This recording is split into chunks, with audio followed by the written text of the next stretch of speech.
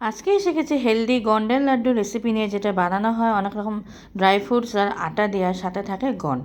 তো প্রথমে এখানে আমি ঘি নিয়ে নিয়েছিলাম 2 চামচ কড়াইতে। গন্ডগুলো লো ফ্লেমে ভালো করে লাল করে ভেজে নিয়েছিলাম। তারপর ওই ঘিতেই আবার ড্রাই ফ্রুটসগুলোকেও হালকা লাল করে ভেজে মিক্সার জারে উঠিয়ে রেখেছি।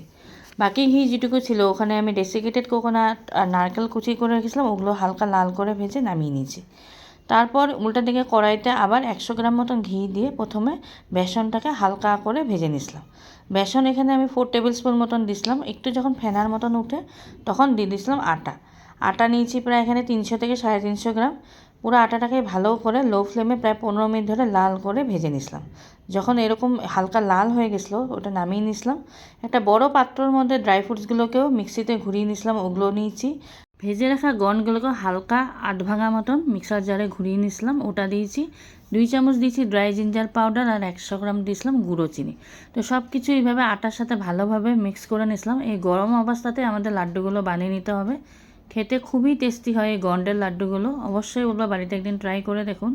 আর রেসিপিটা যদি আপনাদের ভালো লেগে থাকে শেয়ার করে দেবেন। আর নতুন কেউ যদি দেখছেন চ্যানেলটাকে সাবস্ক্রাইব করে দেবেন।